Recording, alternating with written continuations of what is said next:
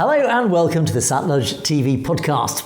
India is now the most populous country on the planet, yet it remains an uncomfortable mix of hugely diverse cultural identities and languages, all originally fused together through sheer brute force by the British, and since 1947 only managing to remain together by a Brahmanical colonial straightjacket inherited from that same former colonial empire. But signs that this artificial geographical construct of what we know as India is beginning to show significant and fundamental cracks are everywhere. Well, to explore this topic, I'm joined by our regular guest, Dr. Gurinder Singh Grewal, MD. Dr. Grewal, welcome. Thank you for joining us once again today. Good morning, Angus. Thank you very much for having me. Waheguru Ji Ka Khalsa, Waheguru Ji Ki Fateh. Now, Dr. Grewal, a key indicator of a nation's health is the willingness of its population, particularly its young, to not just remain loyal, but to stay and contribute to its overall economic prosperity. It's the young, after all, who are the next generation of business builders, the entrepreneurs, the true engine of any country's economic growth. And yet, since the BJP took power in 1984, India is witnessing a disturbing trend in this area. Am I correct? And certainly in terms of its migratory demographics. Yes, you are right. So I would call what we're discussing, the ship India is sinking and people are fleeing. So overall, Indians have been going to Western countries overseas for higher education because of several reasons. Things not available in India or better opportunities. So on the average, there have been about 1.3 million students studying abroad in India. In 2025, that number in the mid-year reached to 1.8 million. So out of those, about 25 to 35%, 20 to 35% don't return back to India for various reasons. The number is smaller in European countries, maybe higher in Canada, Australia, and United States because of immigration policy. So they choose to stay back for many, many reasons we can discuss later. So something interesting is happening now. So people who travel and are entrepreneurs go all over the world, and sometimes they stay there, choose to become citizens of their adopted country and leave the citizenship of mother country. So this has been true for India from 10 years up to 2013. So in 10 years, about 350,000 Indians renounced their citizenship. So that is a relatively small number for a large population.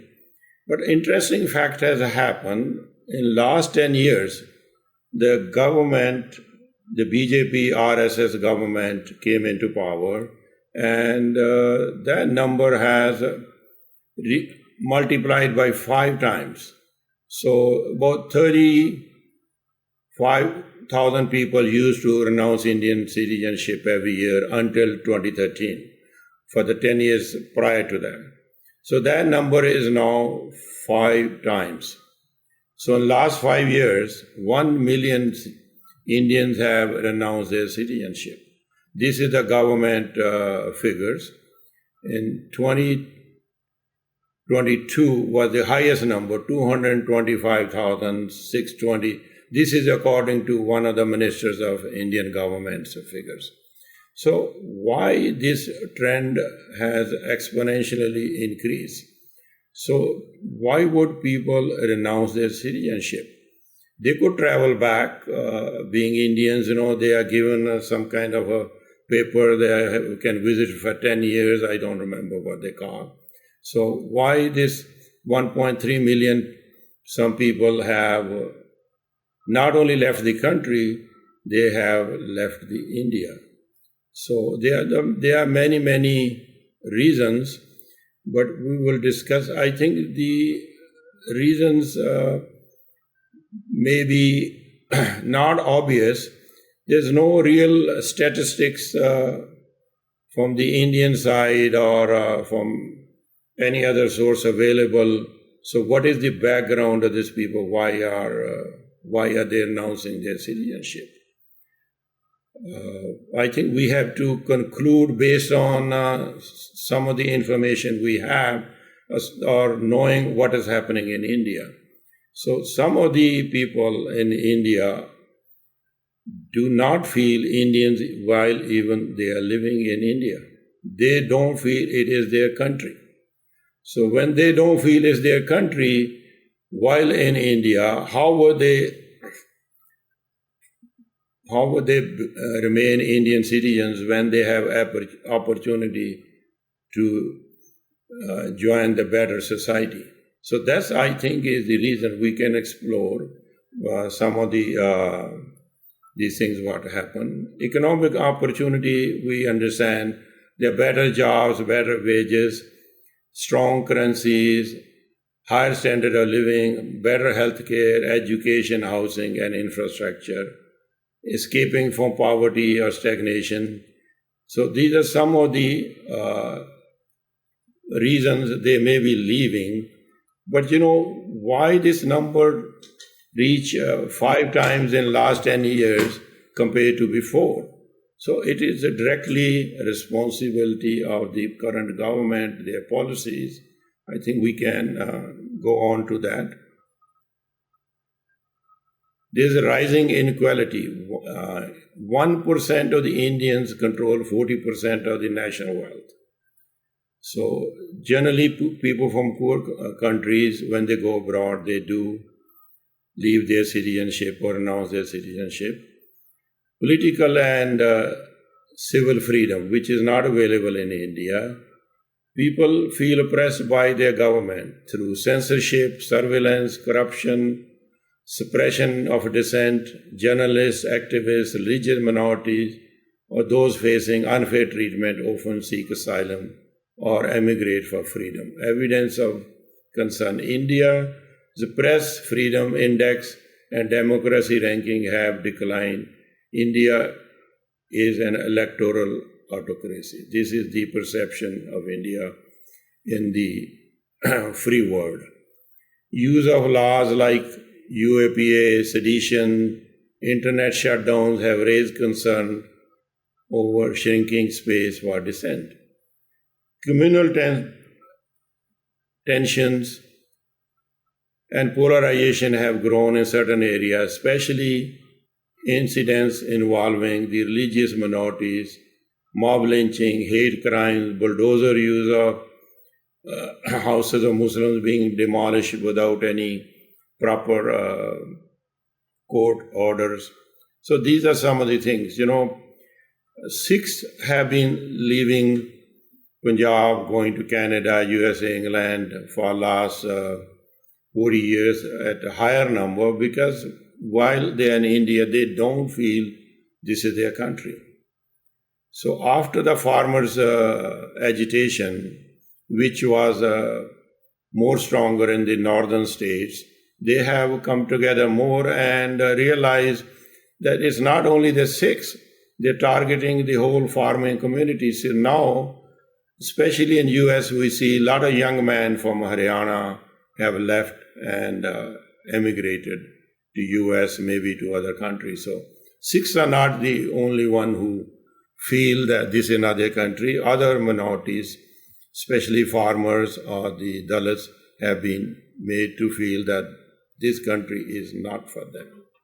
So, Dr. Grewal, if I can just jump in there, because just to sort of summarise, really, I think there's probably 3 key areas that you're pointing to that is driving this migration. And of course, we talked about what has changed. Well, 2014, the BJP government took control of India, and that is really when these huge outflows of Indians appeared. Young Indians particularly, were leaving India in their droves.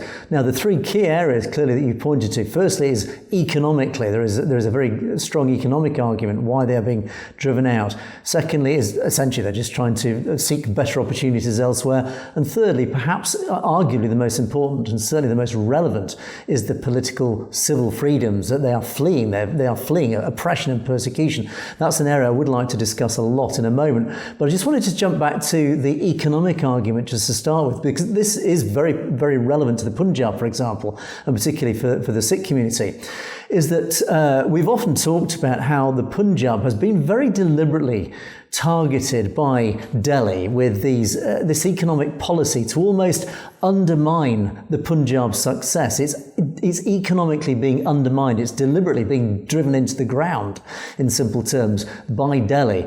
This appears to be a very deliberate agenda. Do you think that is one of the reasons why Sikhs particularly are leaving the Punjab? Do you feel that the Punjab specifically is being targeted by almost an economic warfare? Yes. If you remember, we discussed some of these things in deindustrialization of Punjab. So what they are doing is the Punjab water is being stolen out of Punjab to non-riparian states. That's costing about 85 billion rupees to Punjab farming and benefiting the others. They're taking the water away, they're taking industry away, and nothing they can do to reverse it, because even the Punjab government is really not for Punjabis, because they can, even if they're 100% correct, 100% for Punjab, they cannot do anything without the central government, because the governor is appointed by the Prime Minister's office and the governor has the whole authority. Punjab Assembly cannot even call its meeting to pass a law or discuss something without governor's permission. And governor does not sign and no law is passed.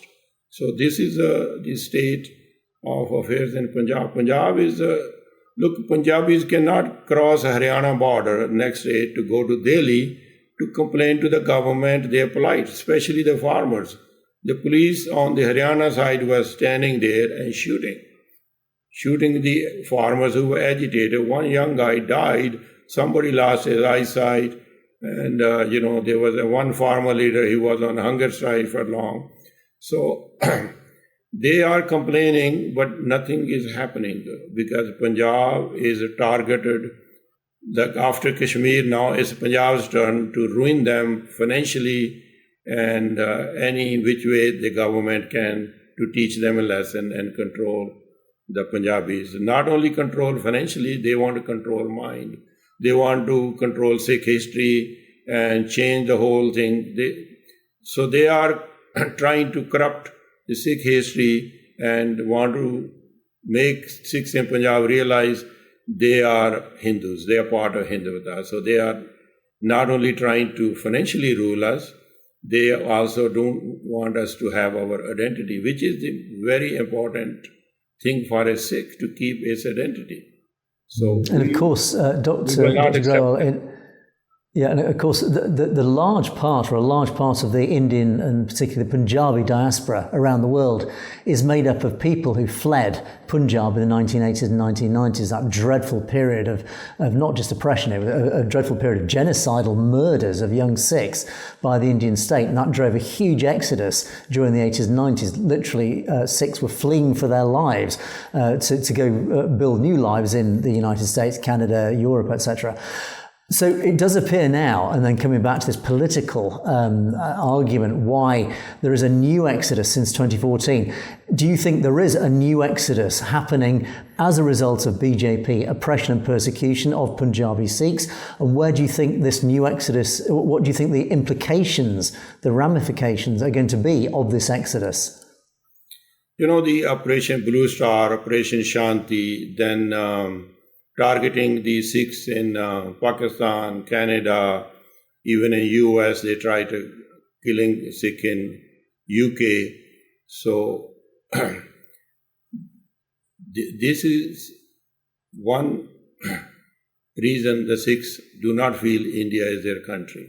But now the other minorities, which are more widespread in India and sometimes has not come into the focus of international media as it should be. There are always some reports, but I think this, since BJP government came into power, this has become much more pronounced, and the Hindutva people have become more daring. So let me give you an example of very recent.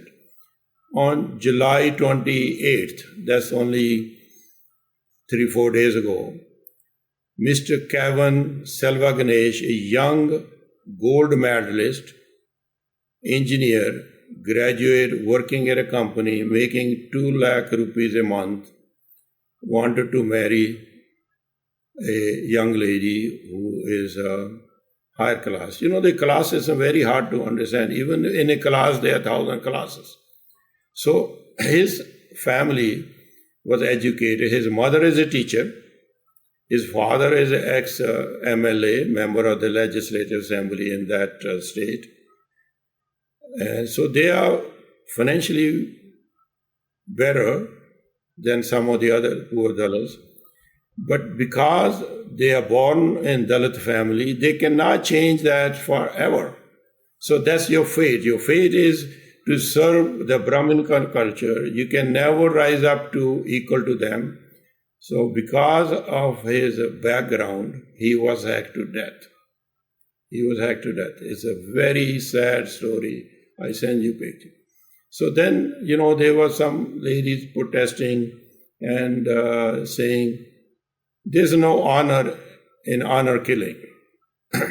That is true. I agree with them. So this is one example I gave. And there are many, many more happening every day. I think I will be bringing more to public's attention. That's my focus. This is unacceptable. Nobody should be doing it. And let's go back to the reason, what is RSS? What is the BJP? And they focus on their philosophy. So RSS was founded in 1925 by Keshav Baliram Hegdewar. He was a Brahmin physician who was initially active with the Gandhis. In 1925, he founded the RSS. The headquarters is at his house in Nagpur. In 1924, he visits Mahatma Gandhi, so-called great soul Gandhi, in 1924 at his ashram in Wardha, and they discuss how to start an organization which will unite the Hindu society into a movement. So people do not realize that Gandhi was a part of this plot. So this plot was hatched in 1924 in Wardha ashram, and he goes and starts the political organization in 1925. So the people who were blamed for Gandhi's murder, they were RSS members. They denied, they said they had resigned and many things. So RSS was banned by Home Minister Patel for some time, 2 or 3 years, I don't remember exactly. So they said, we are not a political organization. We are a cultural organization. Congress in 1949, in their Central Committee, banned RSS members from joining Congress. Congress is a political party. So now they have declared themselves into a cultural organization, but they needed a political front. Then another person named Shyama Prakash Mukherjee, who was from Bengal, started a Bharatiya Jansangh. Bharatiya Jansangh later changed its name and now called BJP. So, see the common origin, both started by Brahman to have a Hindu movement, Hindu India, and advance the interest of Hindutva. That means everybody who lives there is a Hindu. So, current BJP manifesto lists one of their objectives that they want to have. So, they are aspiring to have a Gandhian state. So, what was Gandhi standing for? Gandhi is co-founder of RSS. The whole plot was has in 1924 in his ashram. So the RSS, Mahatma Gandhi, BJP, I hold them personally responsible for the plight of these poor Dalits who are being killed, hacked, raped, murdered relentlessly in India, and this has to change. So one of the other things, Gandhi and Ambedkar had the Pune Pact, where they signed, given some reservation, political reservation in India's election system. The Ambedkar did not understand, or even if he understand, he did not have the courage to stand up to that. So he basically made poor Dalits into permanent slaves of this system. So they are given reservations. They increased the number of reservations from 70 some to 141 or so in this pact, compared to what was being offered by British government called a communal pact. So if you are a Dalit, you're standing in a reserve election, a reserve seat, but everybody's voting. So the majority voters are non-Dalits. So even if Dalit wants to win that election, he can only be the one they choose. So those reserve seats, even those people who win and go to the parliament, they are only succeeding because they are puppets of this Hindutva system. So it is not serving the poor people who it was meant to be. So they have been deceived by this so-called great soul Mahatma Gandhi. So the plight of these poor people, Dalits, so-called low class, is the responsibility of Mahatma Gandhi, RSS, BJP, Jan Sangha. So why all of a sudden last 10 years this renouncing the citizenship has increased 5%? I think even though I can't provide you statistics, but my assessment, my own conclusion is it is because of the responsibility of the BJP government, how they are treating Muslims, Sikhs, or poor Dalits.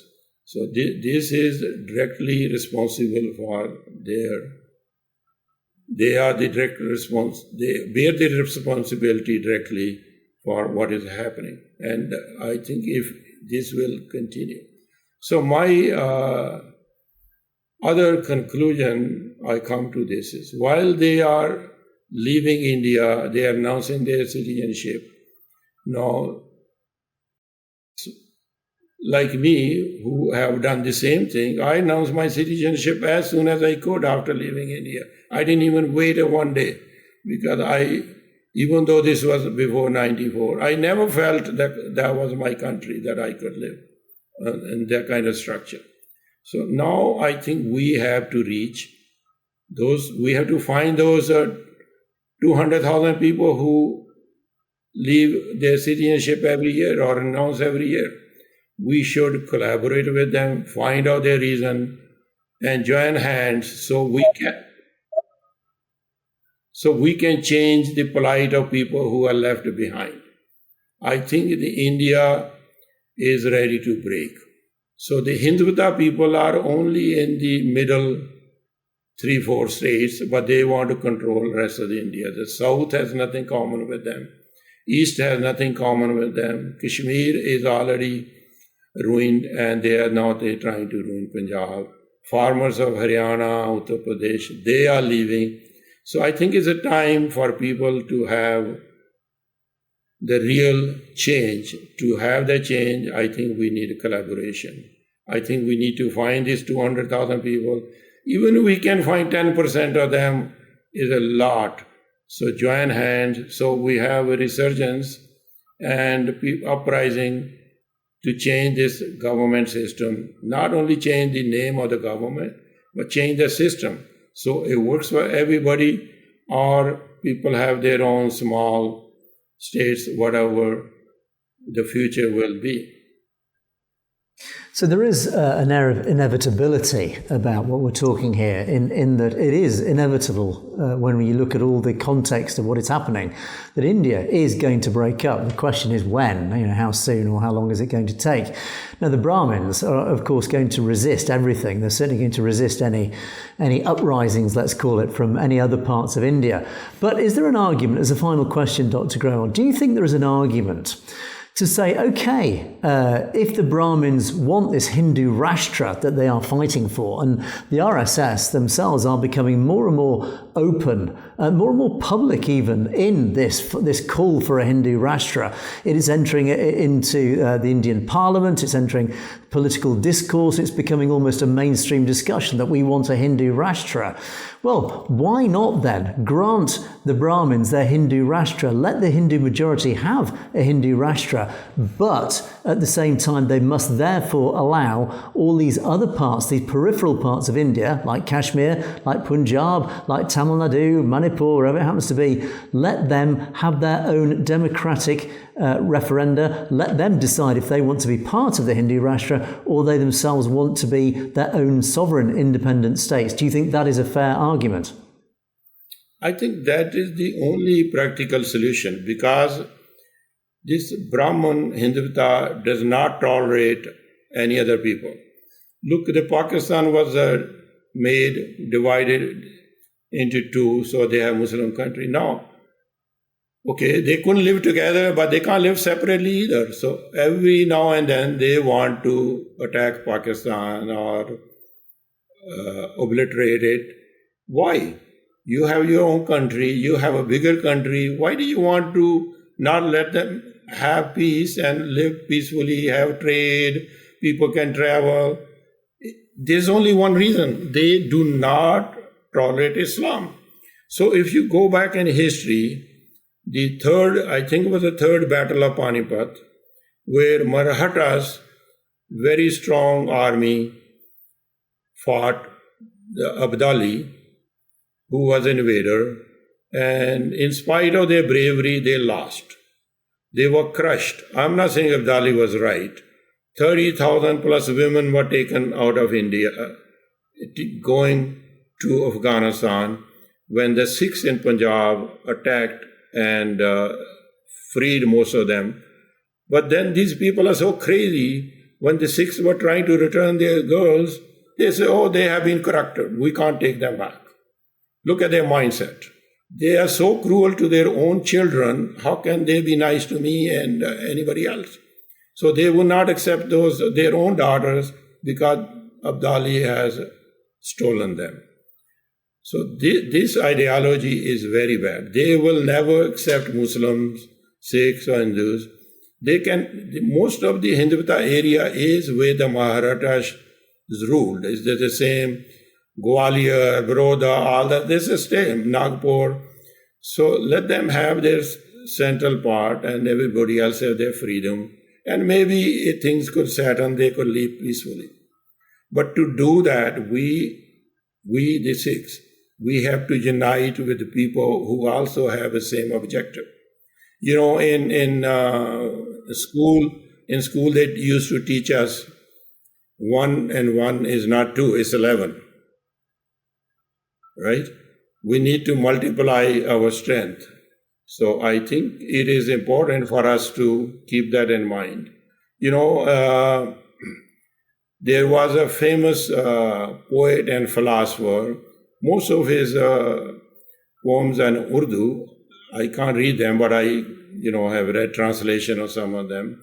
He was the great person called Allama, means great learned person, Allama Iqbal. He wrote a poem, Sare Jahan se Acha Hindustan Hamara. Our India is better than the whole world. So this was very popular in India, even now. So some of the places, they still sing that and appreciate. But before he died in 1938, he wrote another poem. So there's a book on that. I could not find the proper translation, but I can just quote the essence of it. So this poem, then he says, now I am ashamed to call this my country. So even in 1938, he died in 1938. So situation was so bad that being a Muslim, he had to write the second poem that I am ashamed of calling this country my country. So now the true BJP, RSS have come into power. You can see how much worse it will be. It is very bad for minorities. It's up to us to change it. Let's not be 2, become 11. That is my message to Sikh friends and also to other all oppressed communities. Join hands and change our future, your future, together. Indeed. As I said, there is an air of inevitability about it all. But there we must leave it. But we will be talking again with Dr. Grewal soon to continue our fascinating discussion. Dr. Grewal, as always, it's been an absolute pleasure. Thank you so much for joining us once again. Thank you, Angus. Waheguru Ji Ka Khalsa, Waheguru Ji Ki Fateh. And thank you for watching the Satluj TV podcast. We will see you next time.